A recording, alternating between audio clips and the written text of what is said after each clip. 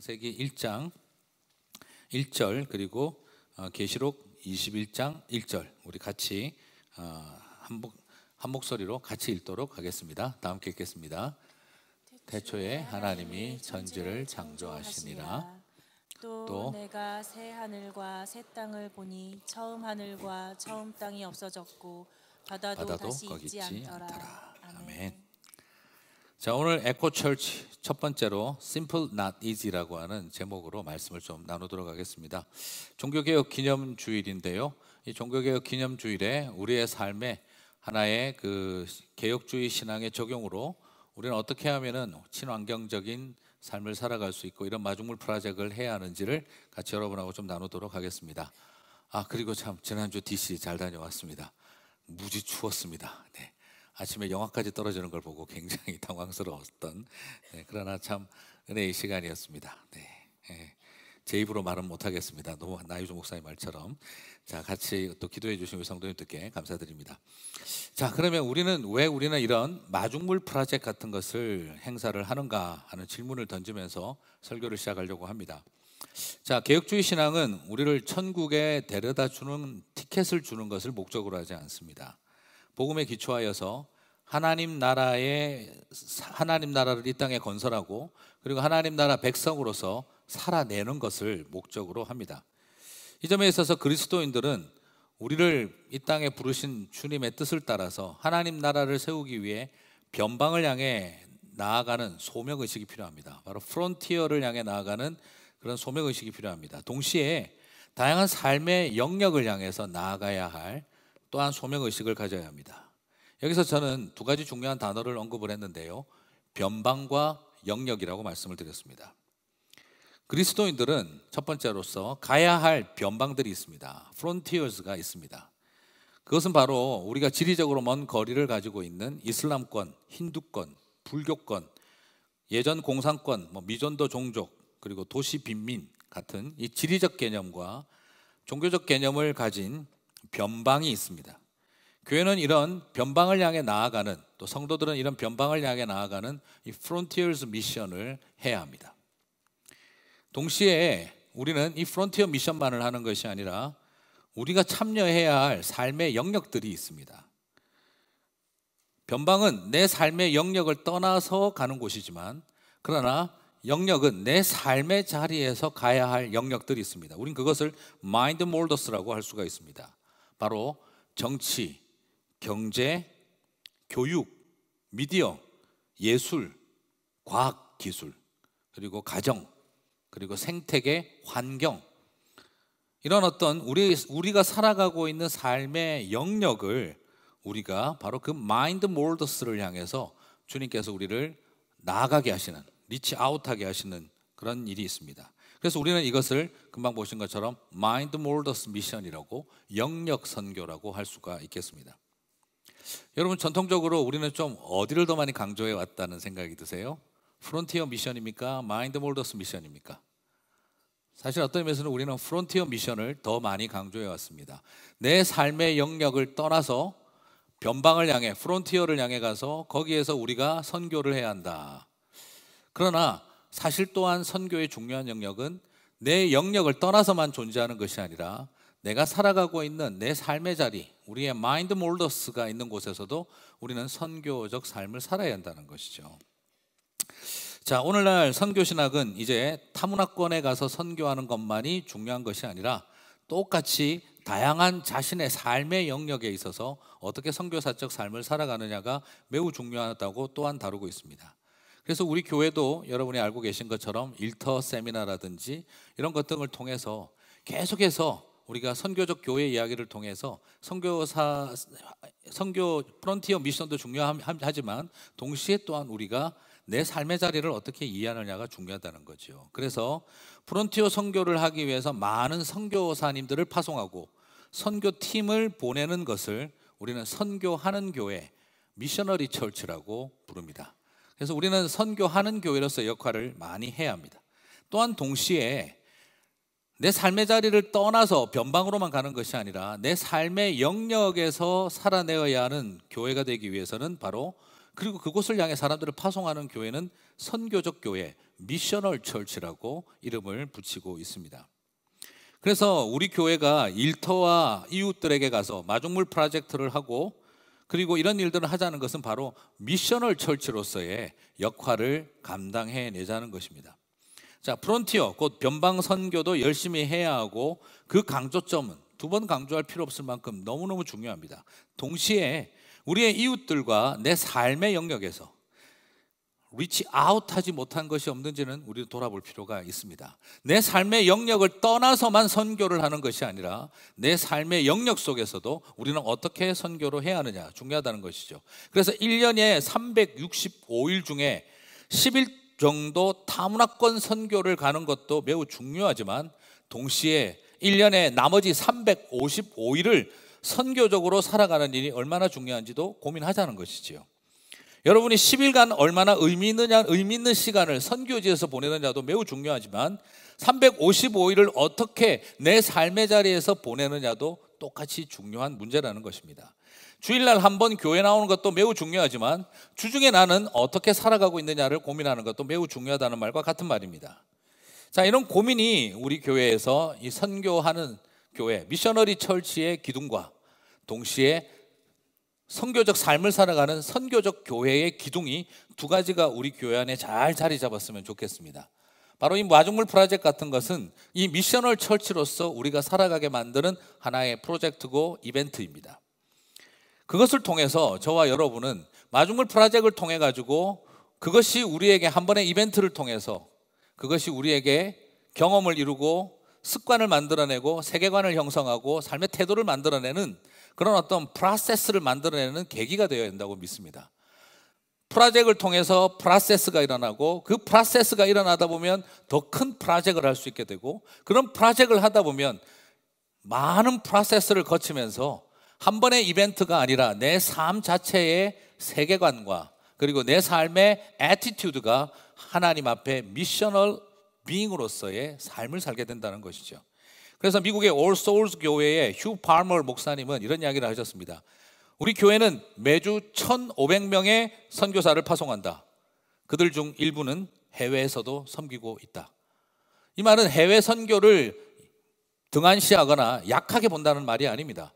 모두가 다 선교적 DNA를 가지고 있다는 것이죠. 그래서 우리가 얼마나 do missions를 했느냐를 중요하게 보고 있는 게 아니라 우리가 얼마나 미셔널 비잉으로서 선교적 존재로서 우리가 스스로를 하나님 앞에서 바라보고 있느냐가 매우 중요하다는 것이죠. 그러므로 여러분, 선교하는 교회는 미셔너리 철치에 있어서는 전도와 선교의 열매가 매우 중요합니다. 몇 명이 회심했고 교인들이 어떻게 늘어났고 교회가 부흥하고 성장하는 것, 선교지에 교회를 세우고 선교사를 파송하면 또 전도팀을 보내면 당연히 그 열매들이 나타나기를 기대하는 것은 당연한 이야기입니다. 하지만 이 미셔널 철치, 선교적 교회를 지향하는 것은 전도의 열매가 얼마나 되었느냐가 궁극적 관심이 아닙니다. 이것을 통해서 우리가 얼마나 영혼을 얻었느냐, 우리 교회가 얼마나 성장했느냐, 몇 사람이 교회를 가게 됐느냐, 이것에 궁극적 관심을 갖고 있는 게 아닙니다. 영역에서 살아가는 삶 자체에 목적이 있다는 것입니다. 비즈니스 for 미션, 선교를 위한 도구로서의 비즈니스. 그럼 비즈니스는 하나의 목적이 아니라 수단이 되고 그리고 영혼들을 얻기 위한 일종의 미끼가 되는 것이죠.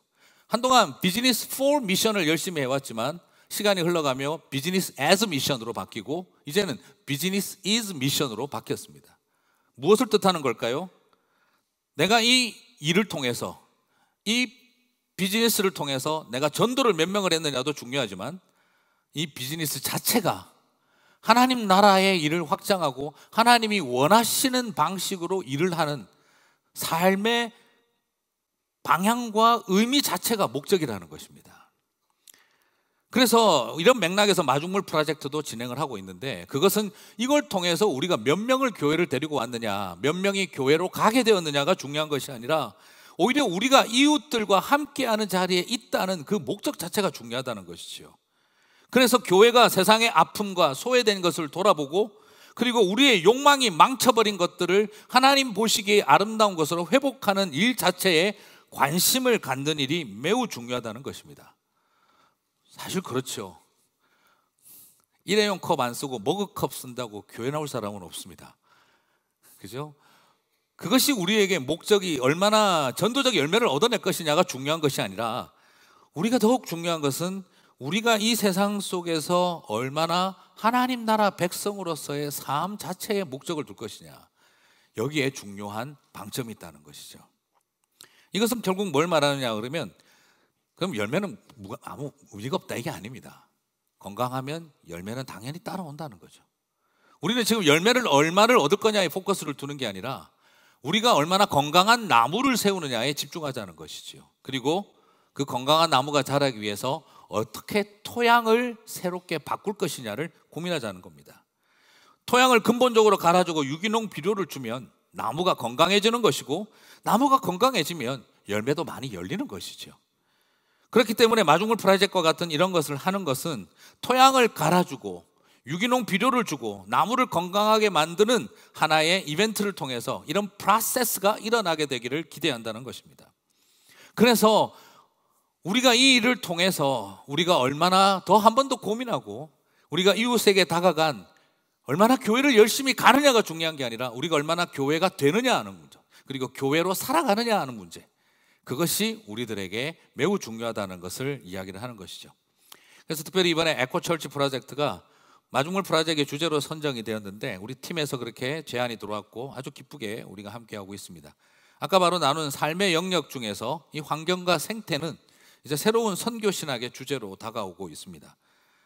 물론 이것에 대해서, 이 환경 문제하면 우리가 조금 예민해질 수도 있습니다. 왜냐하면 워낙 이것이 정치적인 이슈가 많이 됐기 때문에, 형제나 이것이 또 반기독교 진영에서 생태 문제를 들고 나오기도 하고, 또 우리 교회 입장에서도 좀 애매한 거는 환경 문제, 여호와 증인들이 맨날 왕국 그래가지고 막 이런 걸 많이 하니까, 자연을 들고 나오고 하니까 좀 주저하는 면이 있습니다.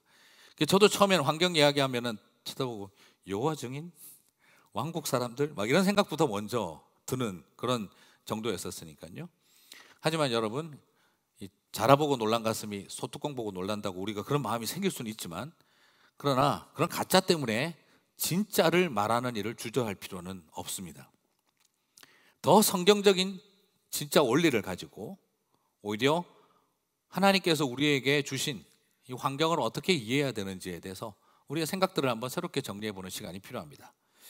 자, 그래서 저는 설교를 3주를 계획을 하고 있는데요, 가장 중요한 것은 바로 개혁주의적 신학 원리의 기초에서 환경의 문제를 이해해보자는 거죠.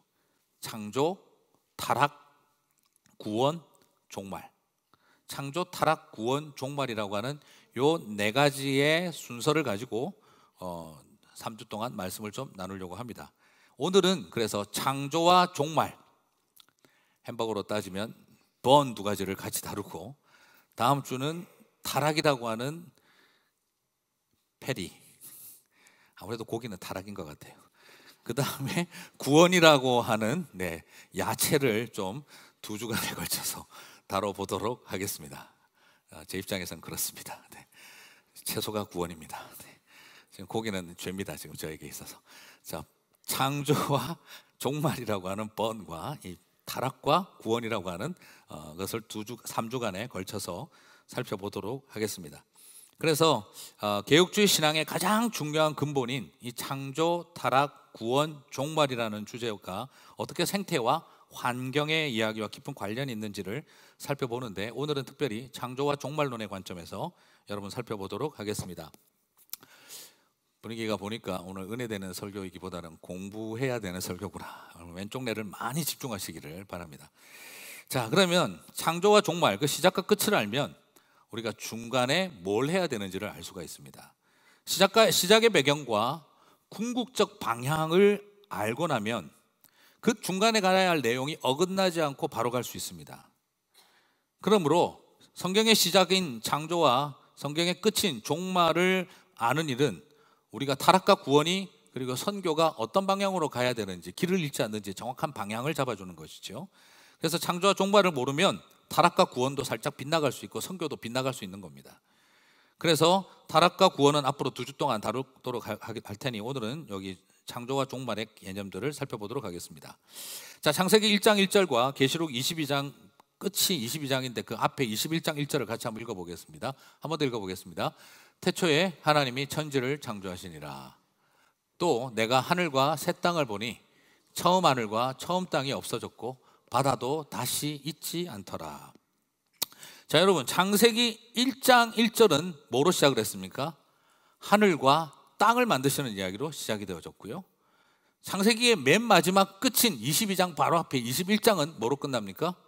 새 하늘과 새 땅으로 끝이 납니다.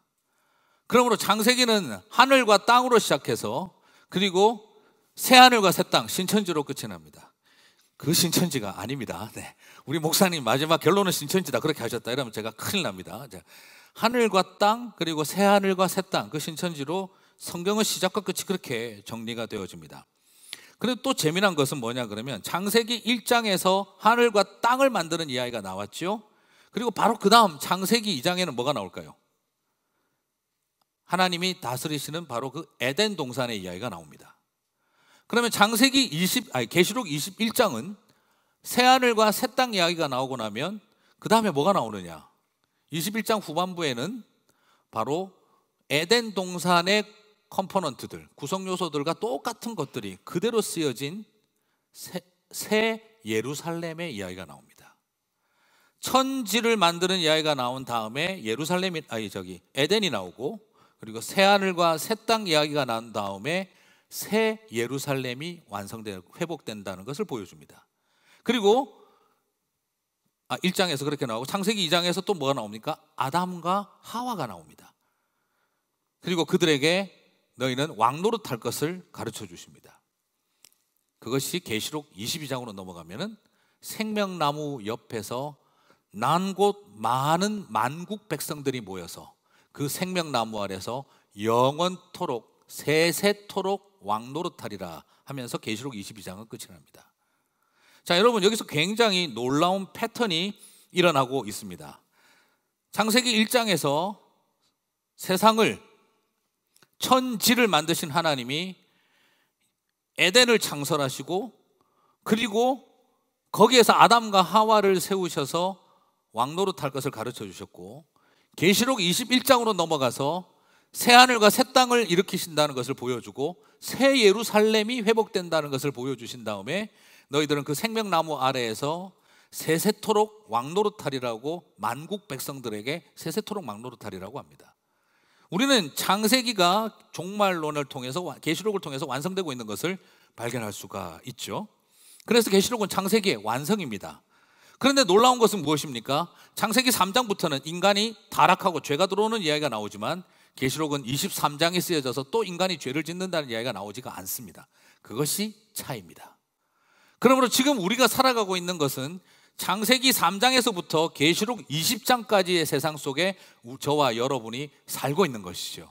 그러나 우리에게는 시작과 끝은 명백합니다. 바로 하늘과 땅을 만드신 하나님이 하늘과 땅이 만난 에덴을 창설하시고 그곳에 하나님의 백성들을 주셨다는 것과, 그리고 마지막 때가 되면 새 하늘과 새 땅이 회복이 되어지고 새 예루살렘 성이 회복되면서 우리는 그 아래에서 세세토록 왕노릇하는 일이 기다리고 있다는 것이죠. 그러나 지금 이 땅을 살아가는 우리들에게 뭐가 있습니까? 죄가 들어와서 치열하게 죄와 싸우며 하나님의 구원을 이루어가는, 그리고 그 구원을 확장하기 위한 하나님의 선교를 하는 일이 우리의 가운데 주어져 있다는 거죠. 자, 이것은 굉장히 중요한 원리입니다. 우리는 창조해 주신 하늘과 땅을 잃었지만 새 하늘과 새 땅을 회복하는 날을 바라보고 살 수가 있는 거고요. 에덴을 잃어버렸지만 새 예루살렘이 회복될 날을 바라보고 살고 있는 것이고요. 선악과 앞에서 생명과 왕권을 잃어버렸지만 우리는 생명나무 아래에서 영생과 왕권을 회복할 날이 바라보고 살고 있다는 것이죠. 너무너무 딱 맞아떨어지지 않습니까? 전반적으로 저만 재밌는 듯한 느낌이 살짝 들고는 있습니다만, 그러나 이것이 굉장히 중요한 성경의 통일성입니다. 중간 과정은 분명합니다.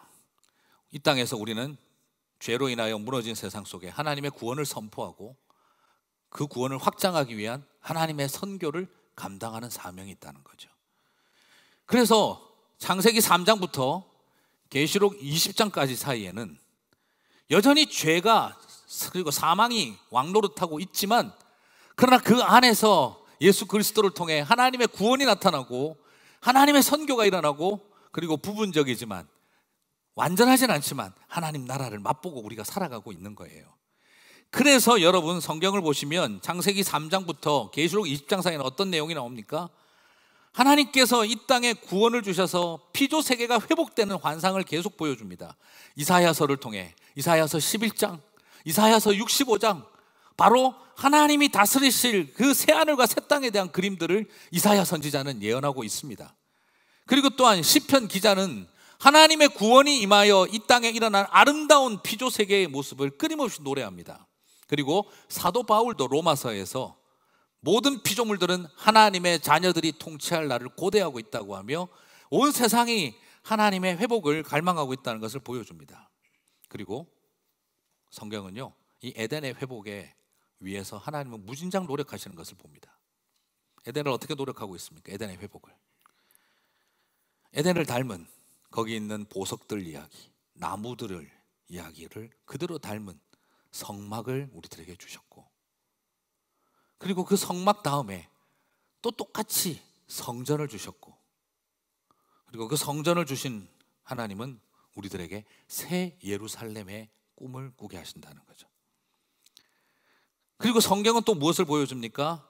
우리들이 절대 썩어질 피조물과 죄의 종로로 타지 말고 하나님의 영생을 누리라고 계속해서 말씀하고 있는 겁니다.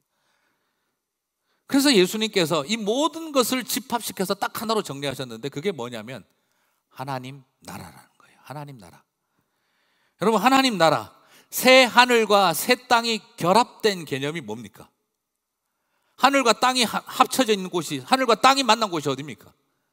그걸 뭐라고 설명하면 제일 좋겠습니까? 구약에서는 그것이 에덴으로 나타났고, 하나님과 아담과 하와가 만나는 곳, 동행하는 곳, 거기가 천국이면서 이 땅에 이루어진 하나님의 나라죠. 하나님의 얼굴을 볼 수 있는 곳. 그리고 그것이 성막을 통해, 성전을 통해, 교회를 통해 나타났고, 예수님은 그것을 딱 정리한 겁니다. 뭐라고요? 하나님 나라. 하나님 나라가 무엇입니까? 하늘에 있는 겁니까? 땅에 있는 겁니까? 땅에 있지만 하늘의 나라죠. 그러므로 하나님 나라의 개념은 뭘 뜻하느냐? 하늘과 땅이 창조적으로 통합되어 있는 곳입니다. 그래서 저와 여러분은 죽어서 저 하늘 나라에 날아가는 게 아니라 우리는 지금 이곳에서 하나님 나라를 누리는 것입니다. 그래서 Thy kingdom come, 그분의 나라가 임하는도다라고 우리는 말하는 것이죠. 그러므로 새하늘과 새 땅을 회복되는 것만이 아니라 지금 우리는 이곳에서 하늘과 땅이 하나 되어진 하나님 나라를 건설하는 삶을, 누리는 삶을 살아야 하는 거죠. 그것을 이사야와 시편 기자는 어떻게 노래를 했느냐? 독사굴에 어린이가 손 놓고 사자와 어린 양이 함께 뛰어노는 그 나라가 오리라. 새하늘과 새 땅이 주어지리라. 그 아름다운 환상을 무엇으로 설명하고 있느냐? 아름다운 피조 세계의 회복으로 묘사하고 있다는 것입니다. 그러므로 우리는 이 땅에서 하나님 나라를 건설하는 삶을 살아감에 있어서 아름다운 환경과 피조 세계를 건설하는 것을 분리시켜서 생각할 수가 없다라는 것이지요. 그래서 에덴 동산은 강이 흐르는 곳이었고, 나무가 피어있는, 나무가 자라는 곳이었고, 꽃이 피어있는 곳이었고, 그리고 그곳엔 풍요로운 과실과 먹거리가 풍성했던 곳으로 묘사되고 있는 것입니다. 아름다운 자연이었습니다. 자, 노아의 홍수 이후에, 그러면 이제 이것을 이해함에 있어서 우리는 노아의 홍수 이후에 하나님의 언약과도 좀 연관시켜서 생각해야 되는데요. 창세기 9장 8절에서 10절, 예전에 제가 했던 설교를 조금 생태적인 측면에서 다시 한번 좀 더 다뤄보도록 하겠습니다. 창세기 9장 8절에서 10절 같이 읽어보겠습니다.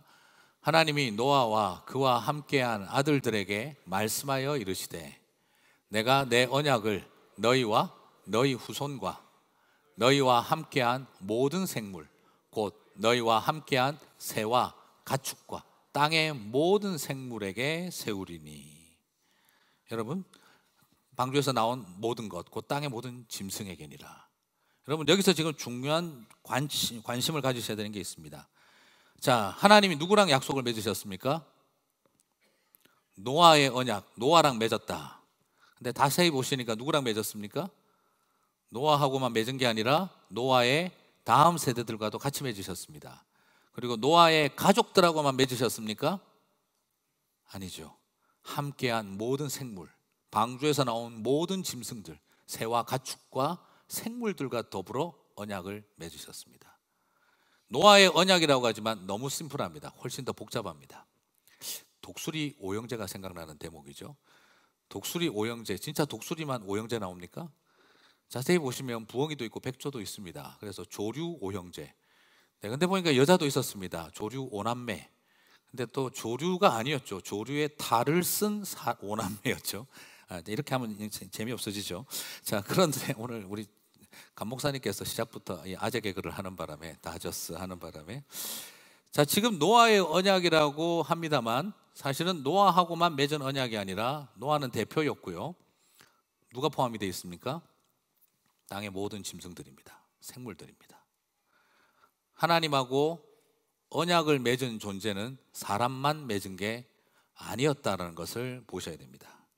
하나님이 보호하고 지키겠다고 하신 것은 사람만이 아니었습니다. 노아와 자녀들뿐만 아니라 그 방주에 함께 있었던 모든 생물들이었습니다. 그러므로 이 세상을 구원하기 위해서 하나님께서 저와 여러분을 방주와 같은 교회, 그 방주를 예수님으로 보든 교회로 보든 구속사적으로 어떻게 보든 예수님으로 보든 교회로 보든 우리는 누구와 더불어 보존해야 될 사명이 동시에 있는 겁니까? 모든 이 땅의 생명을 귀하게 여기는 일과 연관이 있습니다. 그리고 노아의 언약은 창세기 1장의 언약을 다시 리뉴시키는, 갱신시키고 있는데요. 9장 1절과 12절을 보겠습니다. 9장 1절과 2절을 같이 읽어보겠습니다. 하나님이 노아와 그 아들들에게 복을 주시며 그들에게 이르시되 생육하고 번성하여 땅에 충만하라. 땅의 모든 짐승과 공중의 모든 새와 땅에 기는 모든 것과 바다의 물고기가 너희를 두려워하며 너희를 무서워하리니 이것들은 너희의 손에 붙였음이니라. 여러분, 지금 9장 1절과 2절은 창세기 1장 28절에서 나왔던 아담과 하와를 축복하셨을 때 어떻게 복을 주셨습니까? 생육하고 번성하여 온 땅에 충만하라. 땅을 정복하라 다스리라 그랬죠. 근데 9장 1절에서 2절에서는 땅을 정복하라 다스리라가 빠져있다라고 생각하는데 그렇지 않습니다. 땅을 정복하라 다스리라가 어떻게 되어 있습니까? 패러프레이즈가 돼서 다른 방식으로 설명이 되어 있죠. 그게 바로 뭡니까? 이것들을 너희의 손에 붙였음이니라. 이것들을 너희 손에 붙였다라고 표현을 하고 있어요. 붙였다는 말이 무슨 뜻이냐? 히브리어 원어적인 측면에서 그것은 맡겼다라는 뜻이고요. 그리고 이 단어가 다른 데서 쓰일 때는 어떻게 쓰이냐 그러면 보호하고 살리다, 또 다르게는 구원받게 하다예요. 자, 오늘 여기에 쓰여져 있는 표현이 바로 무엇입니까? 이것들을 너희의 손에 부탁하였다. 이것들을 너희의 손에 맡겼다. 너희의 손에서 구원받게 하라. 너희의 손에서 보호받게 하라. 그대로 번역을 해석을 해도 전혀 무방한 본문입니다. 다시 말씀드리면 우리에게 이 생태계를 맡겼다라는 것, 짐승의 생명들을 맡겼다라는 말의 의미는 그것은 파괴를 자행하고 함부로 죽여도 된다는 것을 말하는 것이 아니라 보호하고 살리고 구원받게 해야 한다라는 그런 개념까지로 확장이 된다는 것입니다. 실제로 노아의 방주가 어떤 곳입니까? 노아와 그 가족들을 살린 배라고 보십니까? 사람 살리려고 만든 배였을까요? 사람들을 넣어서 짐승들을 살리려고 만든 배였을까요? 8가족 사는데 그 큰 배가 필요할까요? 아닙니다. 노아의 방주는 사람을 구조하기 위해서 만들어진 배가 아니라 그 안에 넣은 하나님의 사람들을 통해 생태계를 구조하라고 만들어주신 배였다라는 것을 우리는 다시 생각해 볼 필요가 있습니다. 그곳에 있는 짐승들은 홍수가 있기 전에 하나님의 섭리로 인하여 그 배로 몰려 들어왔지만 동시에 그들은 잔인한 살육과 무자비한 피해 학살이 일어나는 그 시대의 생명 경시적 상황에서 살기 위해 쉘터로 뛰어들어온 그런 구조를 기다리고 뛰어들어온 서글픈 짐승들과 같은 모습이었다라고 해도 됩니다.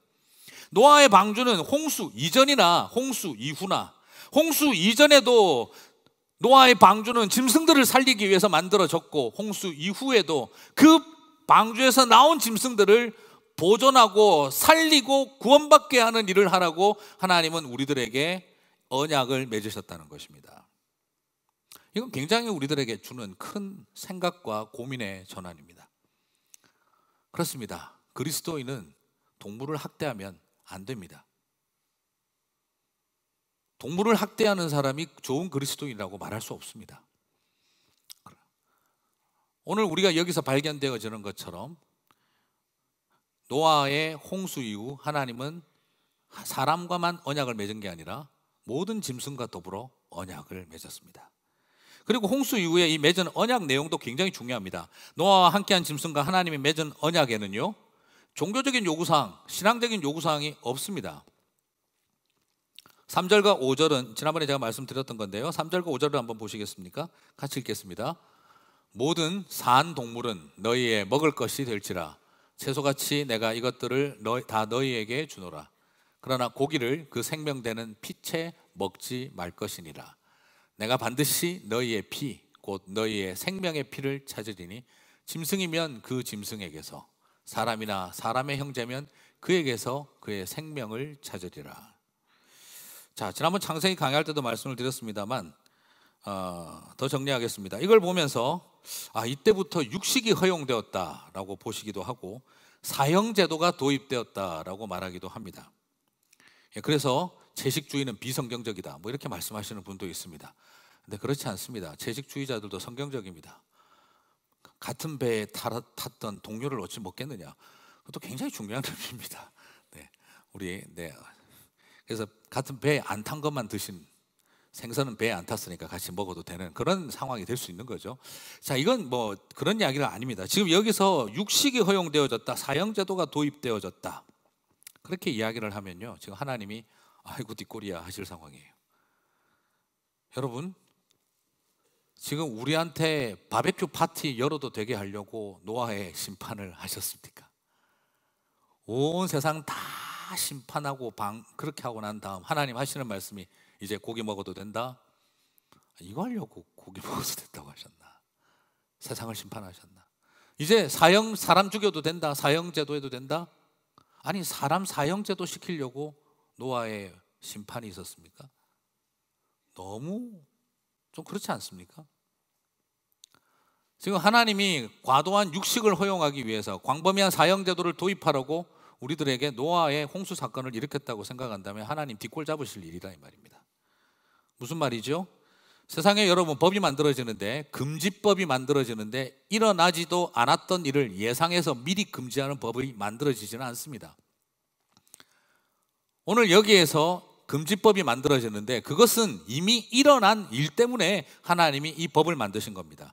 다시 말씀드리면 이미 육식들, 피채 고기를 뜯어먹는 육식들이 일어나고 있었기 때문에 이렇게 시작되어진 육식에 있어서 너희들에게 육식을 허용을 하겠으나 그러나 피채 먹지 말라라고 한 것은 광범위한 육식을 허용한 것이 아니라 과도하게 피채 고기를 뜯어먹던 뱀파이어와 같이 고기를 뜯어먹던 그 시대를 향해서 생명의 가치를 이야기를 하고 그리고 함부로 죽이지 못하도록 제한을 거는 법이었다는 것을 기억할 필요가 있습니다.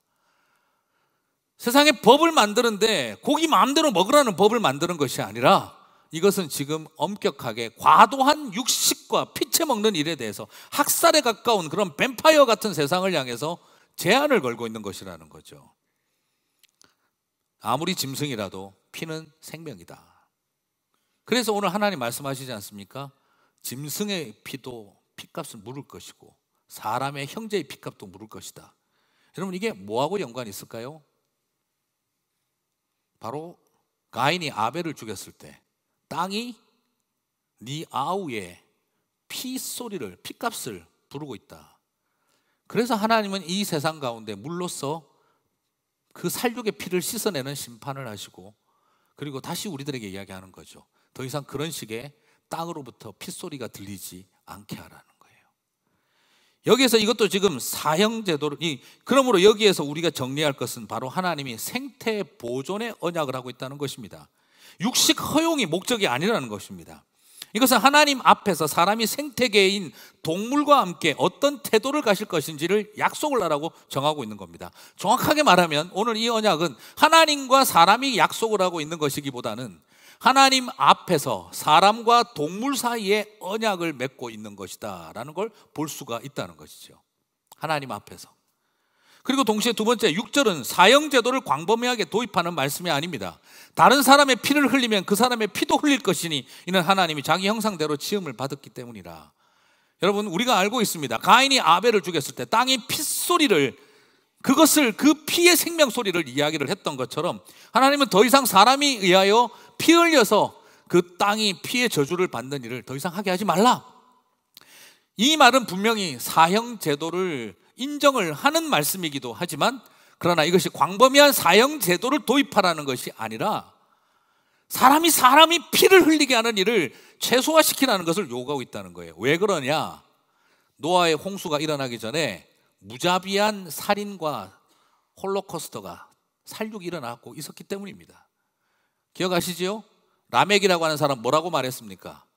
내가 소년이 나에게 창상을 주면, 이 상처를 주면 내가 그 소년을 죽일 것이고 77배나 갚을 거라고 했어요. 여러분, 이게 무슨 뜻입니까? 나 건드리면 너는 77번 죽여버리겠다 이 말입니다. 한 사람 죽이면 77명을 죽여버리겠다 이겁니다. 그 당시 일어나고 있는 사회적 정의가 없이 힘과 권력을 가지면 나를 해코지만 해도 죽여버린다라는 생각과 사고가 존재하던 시대가 노아의 홍수 이전입니다. 온 세상이 피의 복수, 아니 복수도 과도한 복수가 일어나고 있었던 겁니다. 성경이 동형복수라고 하죠. 눈에는 눈, 이에는 이 나오죠. 그게 왜 나왔겠습니까? 잔인한 법이 아닙니다. 그 이전에는 77배씩이나 복수를 하고 있으니 그것을 줄이게 했던 겁니다. 법 정신은 그런 뜻이 아니다 이 말이에요. 오늘 여기서도 똑같이 발견할 수가 있어요.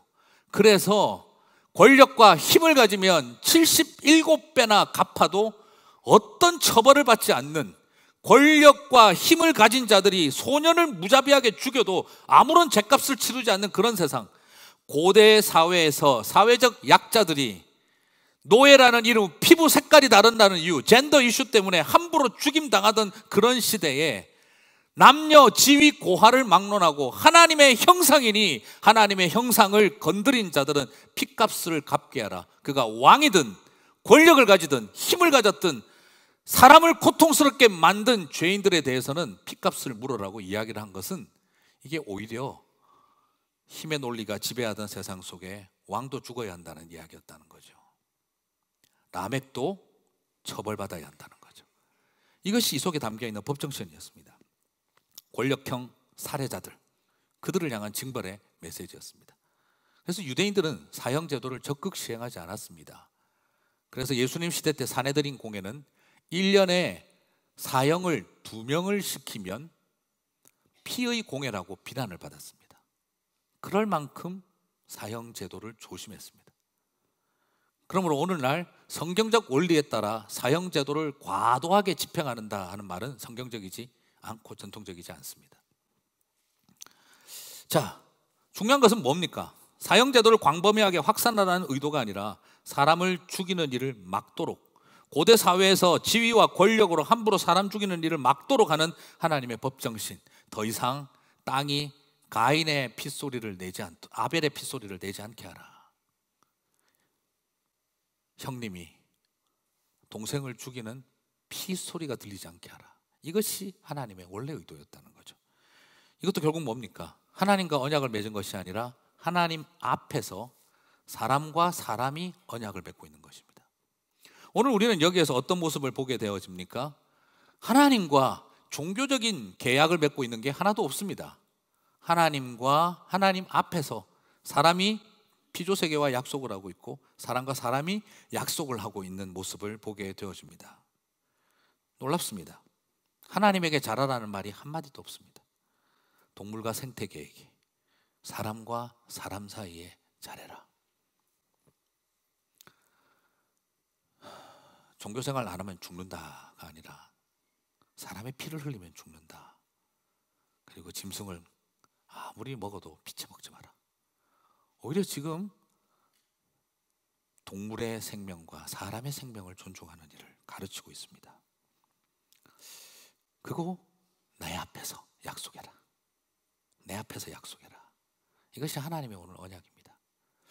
그러므로 우리는 삶의 자리에서 언약을 지키기 위해 헌신을 해야 합니다. 창세기의 시작과 계시록의 끝이 하늘과 땅으로 시작해서 새 하늘과 새 땅으로 마칩니다. 에덴으로 시작해서 새 예루살렘으로 끝이 나고 그리고 하나님 나라를 세워가게 합니다. 그래서 우리 교회에서도 그랬으면 좋겠습니다. 큰 일은 못해도 머그컵 들고 다녔으면 좋겠습니다. 목장에서 자녀들과 함께 바닷가 청소, 개똥만 아니라 바닷가도 치우자, 바닷가 청소도 나가시면 좋겠습니다. 그리고 거기에서 좋은 교제하시면 좋겠습니다. 환경세제 만들어서 교회에서 좀 매주 팔아주십시오. 저도 좀 쓰게.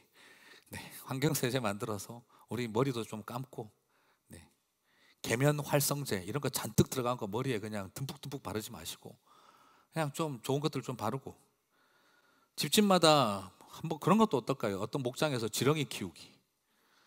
제가 한번 해볼까 싶습니다. 교회 화단에다가 지렁이 한번 제대로 키워서 분양해 드릴까 싶습니다. 집집마다 지렁이 가져가시라고. 그리고 교회 화단에 장로님들하고도 이야기했습니다. 텃밭을 만들어 드리도록 하자. 목장에 와서 이거 우리 거 하면 드리겠습니다. 거기서 야채도 심고 아이들하고 같이 농사도 지으시면 좋겠습니다. 헌옷들을 모아서 잘라서 방석 같은 것으로 기워서 만들어서 유기동물 보호소 쉘터에 도네이션도 하시면 좋겠습니다. 작은 실천 속에 작은 이런 이벤트를 통해 우리의 삶의 프로세스가 일어날 수 있었으면 좋겠습니다. 오랫동안 우리 교회도 이런 노력들을 참 많이 했습니다. 부족하지만 계속 해나가야 된다고 생각합니다. 아직도 여러 가지 멀었지만 그래서 교회 전부 다 전등을 다 에너지 세이빙으로 다 바꿨습니다. 저도 뭐 저 형광등 이런 거 형광등보다 더 멋지게도 하고 싶죠. 그렇지만 에너지 세이빙 때문에 우리 다 했습니다. 그리고 LED로 다 바꿔버렸습니다. 나중에 저 바꾸길 수도 있습니다만 그때도 LED로 바꿀 겁니다. 그리고 잔디 물 주는 것도 인공위성에서 시그널 받아가지고 날씨와 연결되어서 날씨에 따라 물 주는 양 조절하는 걸로 다 바꿨습니다. 이걸 돈 아끼려고 했다고만 생각하지 마시기 바랍니다. 전기세, 수도세 아끼려고만 했다고 그렇게 너무 경제 논리로만 보지 마시고 교회에서 그런 고민들을 하고 있습니다. 그래서 에어컨 사용을 줄이기 위해서 에너지 세이빙 프로그램에도 들어가고 머그컵 들고 오기 운동도 예전에 했고 지금도 리사이클링을 하고 있습니다. 아직도 여전히 부족하지만 작은 노력들이 쌓여가다 보면 귀한 일들이 있을 거라고 믿습니다. 여러분, 이런 것들은 매우 심플합니다. 아끼고 덜 쓰고 나누고 심플한데 그게 심플한 게 not easy라는 거예요. 여러분, 세상 살아보시면 어떻습니까? 어려운 것들이 복잡해서 어려운 게 아니라 심플한 게 어려워요.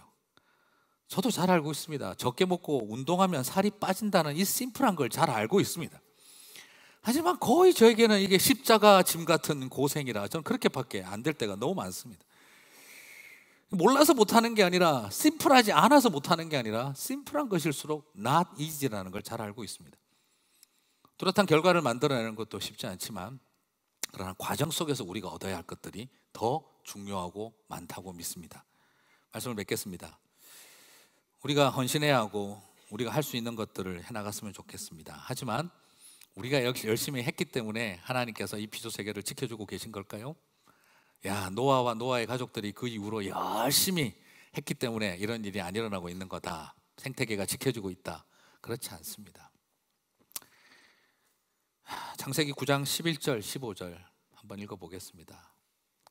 내가 너희와 언약을 세우리니 다시는 모든 생물을 멸하지 아니할 것이라. 땅을 멸할 홍수가 다시 있지 아니하리라. 다시 계속 이야기하십니다. 여러분 한번 보시겠습니까? 이 땅이 지금도 지켜지고 있는 이유는 우리가 잘해서입니까? 끝까지 포기하지 않고 기억하시는 하나님의 참으심 때문입니다. 우리는 다 잊었습니다. 벌써 이거. 주님은 무지개를 띄워놓고 약속하셨습니다. 여러분 무지개 보실 때마다 그래 노아의 언약을 기억하고 생태계를 보존하자 아무도 없으실 겁니다. 무지개는 자연현상입니까? 신적 현상입니까? 그냥 자연현상이에요. 그럼 왜 하나님이 자연현상인 무지개의 언약을 걸어 놓으셨을까요? 전 세계의 무지개 뜰 때마다 하나님은 그래, 참기로 했지. 기다리고 계신 거죠. 저 무지개는 저와 여러분이 기억하는 도구가 아니라 하나님이 기억하시는 도구입니다. 우리는 다 잊어먹었지만 하나님은 그 무지개가 뜰 때마다 내가 다시는 이들을 멸하지 않겠다고 약속하였기에 지금도 저와 여러분이 우리가 살고 있는 줄 믿습니다. 우리는 한계 없습니다. 여전히 파괴하고 무너뜨렸습니다.